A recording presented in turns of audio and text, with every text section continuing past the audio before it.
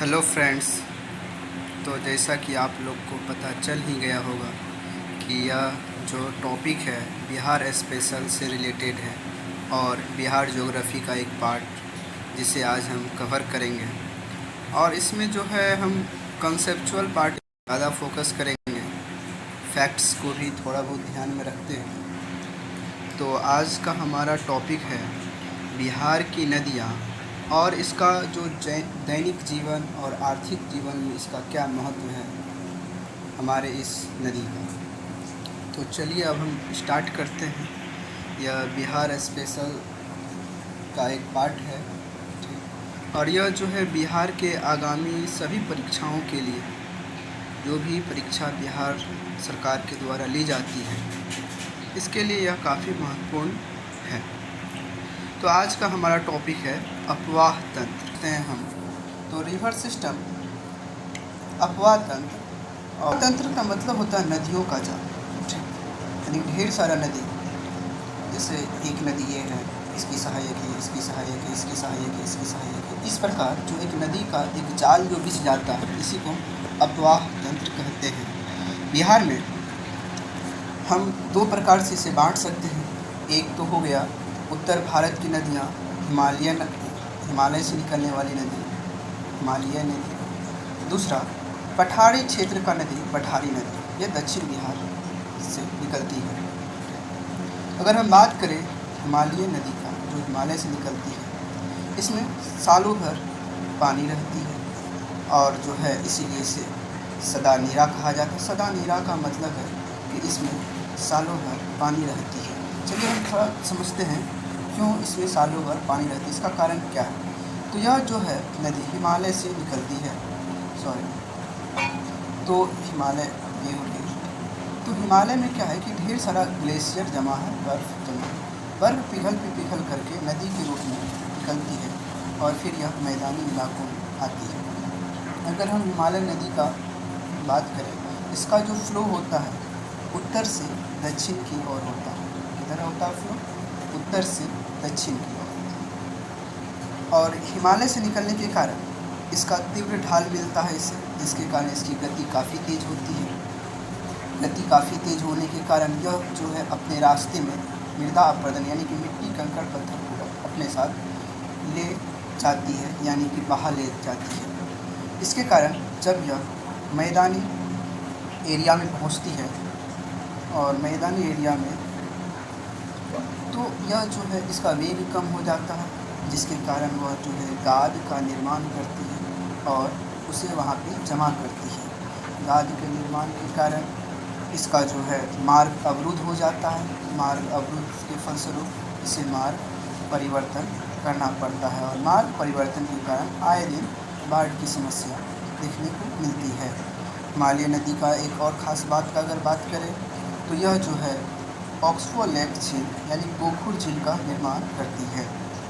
तो हिमालय नदी में हम लोग क्या देखा कि यह सालों भर पानी से भरी रहती है, तो इसीलिए इसे हम सदा नीरा कहते हैं, ठीक। इसका फ्लो जो है नॉर्थ से साउथ की ओर होता है।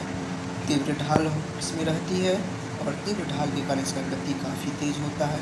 ये मृदा अपरदन करती है और इसमें सिल्टेशन यानी कि गाद का जमा होता है, यानी कि जो मिट्टी कंकड़ पत्थर जो होते हैं वो नीचे नदी के तलछट में बैठ जाते हैं, जिससे इसमें जो है मार्ग अवरुद्ध हो जाता है और मार्ग अवरुद्ध के कारण ये कहीं न कहीं मार्ग परिवर्तन करते हैं और मार्ग परिवर्तन से बाढ़ आती है और यह गोखुर झील का भी निर्माण करते हैं। इसके कुछ एग्जाम्पल हैं, जैसे घाघरा, गंडक, बूढ़ी गंडक, बागमती, कमला, कोसी, महानंदा। ये रही हमारी उत्तर बिहार की नदी। अब हम चलते हैं सेकेंड पार्ट में, देखते हैं पठारी नदी। पठारी नदी यानी कि दक्षिण बिहार से निकलने वाली, पठारी क्षेत्र से निकलने वाली नदी को पठारी नदी कहते हैं। जैसा कि वह जो हिमालय का जो नदी था, सालों भर उसमें पानी रहती थी क्योंकि ग्लेशियर पिघल के आता था। अब पठार पे कोई ग्लेशियर तो रहता नहीं, तो इसका नदी जो है यह मानसून पर, इसका पानी जो है नदी का जल स्तर मानसून पर निर्भर करता है और इसका जो ढलान होता है यानी इसका जो गति होता है, यह दक्षिण से उत्तर की ओर, साउथ टू नॉर्थ रहता है। इसमें ढाल कम होती है, जाहिर सी बात है, पठार उतनी ऊंची तो होती नहीं, तो ढाल कम, उसके कारण गति कम के कारण वह सीधा चलती है, मार्ग परिवर्तन नहीं करती है, और इसमें बाढ़ आने की संभावना बहुत ही कम होती है। इसके कुछ एग्जाम्पल है, जैसे कर्मनाशा नदी, सोन नदी, पुनपुन नदी, फाल्गु नदी, क्यूल नदी, अजय नदी। ये रही हमारी रिवर, जिसे हम दो पार्ट में बांटे हैं, हिमालय नदी और पठारी नदी। अब हम आगे इसे हम कुछ मैप पे देखने का कोशिश करते हैं। तो जैसा कि यह बिहार का मैप बनाने का मैंने कोशिश किया, शायद ये उतना अच्छा नहीं बन पाया जितना अच्छा इसे और बनना था। तो चलिए हम इसको देखते हैं। जब भी हम रिवर सिस्टम को पढ़ेंगे तो हम इसे पहले दो पार्ट में बांट देंगे पूरे बिहार को। तो यह बीच से जो जा रही है, यह गंगा रिवर है, गंगा नदी है, जो लगभग बीचों बीच बिहार के बहती है। इसके उत्तर वाले साइड को नॉर्थ कहेंगे, इसको साउथ कहेंगे। तो नॉर्थ में जो है हिमालय से निकलने वाली नदी होगी, जो कि गंगा की सहायक नदी है, गंगा में आकर के मिलेगी। दक्षिण से जो आएगी यह पठारी क्षेत्र है, और पठारी क्षेत्र से जा कर के वह जो है गंगा में मिलेगी, गंगा की सहायक नदी। तो हम अगर बात करें नदी को एक क्रम के अनुसार देखें, तो देखिए पहले तो डायरेक्शन देख लेते हैं। ये हमारा ईस्ट है, और यह जो है वेस्ट है, और यह नॉर्थ है, और यह साउथ है। ये हमारा डायरेक्शन है, ठीक। तो अगर हम बात करें तो हम पश्चिम से पूर्व की ओर नदी किस प्रकार अरेंज है उसे हम देखते हैं। पहला जो सबसे पश्चिम है घाघरा, उसके बाद गंडक, फिर बूढ़ी गंडक, बागमती, कमला, कोसी, ये महानंदा। हाँ, एक ध्यान देने वाली बात है, यह मेची नदी है, जो कि महानंदा की एक सहायक नदी है।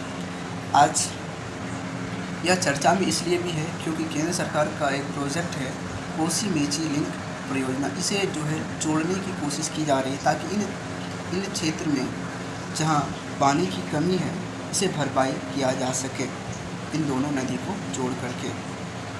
देखिए यहाँ पे हम उद्गम स्थल और वह कहाँ से निकलती है और कितने किलोमीटर की है, इसका डिस्कशन हम नहीं किए हैं। तो ये जो है फैक्चुअल जो पार्ट्स हैं, इसे हम अगले वीडियो में हम इसे बताने का कोशिश करेंगे। देखिए कोशिश करेंगे, पर हम प्रॉमिस नहीं कर सकते हैं, क्योंकि प्रॉमिस सभी कोई करते तो हैं पर निभा नहीं पाते हैं, इसीलिए कोशिश करना चाहिए, ना कि प्रॉमिस। तो अब अगर हम देखें, ये सारी नदियाँ जो गंगा में आकर के मिल रही है, एक है महानंदा जो कि गंगा में तो मिलती है पर बिहार में नहीं मिलती है। चलिए अब हम दक्षिण बिहार की नदी देखने से पहले एक बार गंगा का थोड़ा सा बात कर लेते हैं। गंगा जो है बिहार में लगभग 445 किलोमीटर की लंबाई गंगा का बिहार में, टोटल अगर पूछा जाए तो 2525 है, वो हम अगले वीडियो में डिटेल से बात कर लेंगे। बिहार में अगर बात करें, गंगा 12 जिलों से होकर के बहती है।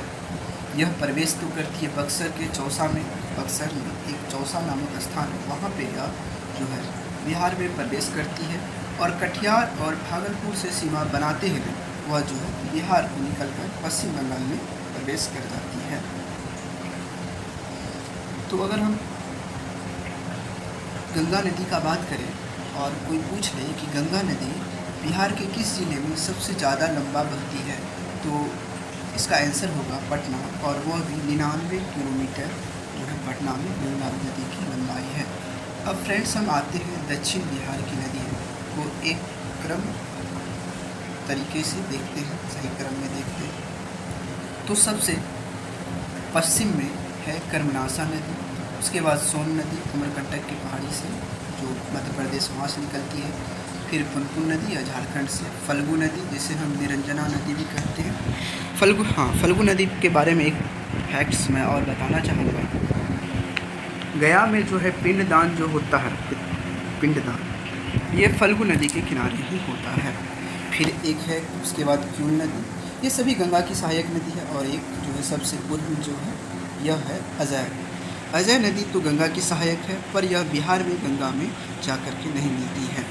तो इस प्रकार हमारा जो है मैप के साथ बताने का कोशिश किया गया कि नदी जो है किस किस डायरेक्शन में किधर से किधर बहती है और उसका क्रम क्या है पश्चिम से पूर्व की ओर। मैंने बताया कई एग्ज़ाम में क्रम पूछ लिया जाता है कि बताइए ये जो नदी का फ्लो है पश्चिम से पूर्व की बढ़ते क्रम में इसे सजाएं, तो इसको हम ध्यान में रखेंगे। तो आगे हम बढ़ते हैं। जैसा कि टॉपिक था कि बिहार का जो नदी है और ख़ास करके इसका आर्थिक जीवन दैनिक जीवन में क्या महत्व है, तो महत्व का अगर बात करें तो पहला हम देखते हैं कृषि। देखिए कृषि में इसका नदी का क्या महत्व है। तो हम जानते हैं कि सिंचाई बहुत ही अत्यंत होती है किसी भी फसल को उगाने के लिए, तो सिंचाई के लिए पानी उपलब्ध होता है नदी से। नदी द्वारा अक्सर जो है अवसाद जमा कर दिया जाता है, बाढ़ आता है, बाढ़ के साथ नई मिट्टी आती है जिसे जलोढ़ मृदा कहते हैं और यह काफ़ी उपजाऊ होती है। तो एक फर्टाइल लैंड भी नदी के द्वारा हमें प्रदान किया जाता है। फिर है ग्राउंड वाटर रिस्टोर, जो भूमिगत जल स्तर है इसका पुनः प्राप्ति में भी नदी का बहुत ही बड़ा योगदान है, महत्व है। फिर सरफेस वाटर कैनाल, जो इरिगेशन के लिए जो नहरें निकाली जाती है सरफेस कैनाल, वह भी नदी से ही हमें प्राप्त होता है। नहर हम नदी से निकालते हैं। तो कृषि में महत्व देखिए। अब हम चलते हैं इकोनॉमी में इसका क्या महत्व है, यानी कि अर्थव्यवस्था में, लोगों का आय में, लोगों का रोजगार में इस प्रकार नदी कहीं न कहीं एक अपना भूमिका अदा कर रही है। तो अगर हम बात करें तो नदी से सिंचाई होती है, नदी का से फर्टाइल लैंड प्राप्त होता है। इसके कारण कृषि का जो एग्रीकल्चर प्रोडक्शन है वो बढ़ता है। एग्रीकल्चर प्रोडक्शन बढ़ेगा तो एम्प्लॉयमेंट, लोगों को रोज़गार मिलेगा, रोज़गार से लोगों की आय में वृद्धि होगी और आय में अगर वृद्धि होगी तो डिमांड बढ़ेगा, मांग, और मांग से जो है फिर से डिमांड बढ़ेगा और डिमांड बढ़ने से बहुत सारा चीज़ों का उत्पादन किया जाएगा। फिर उत्पादन करेंगे तो फिर से रोज़गार बढ़ेगा, रोज़गार बढ़ेगा तो आय बढ़ेगा। तो ये एक प्रोसेस चलता जाता है। फिर इकोनॉमी में बात करें तो यह नदी जो है ट्रांसपोर्ट के लिए बहुत ही सही चीज़ और सस्ता है। जल मार्ग, ठीक, इससे हम सामान, गुड्स और पीपल्स का ट्रांसपोर्ट कर सकते हैं। इसका व्यापार, इसमें नदी जल मार्ग से हम व्यापार करेंगे अंतर्राज्यीय स्तर पर, एक राज्य से दूसरे राज्य, एक शहर से दूसरे शहर हम सामानों को यातायात में लोगों को ले जाने का कोशिश कर सकते हैं। इससे एक फ़ायदा भी हमें मिल सकता है, सड़क पे जो है ट्रैफिक मैनेजमेंट होगा, भीड़ जो है कम रहेगी, जाम कम लगेगा, ठीक। जैसा कि बिहार सरकार के द्वारा बहुत सारा कोशिश किया गया है और एक कोशिश में यह भी है कि वह जो है जल्द ही बिहार में जल मेट्रो लाने वाला है, यानी कि पानी में मेट्रो सुविधा। फिर हम अगर बात करें नदी का तो एक है पर्यटन।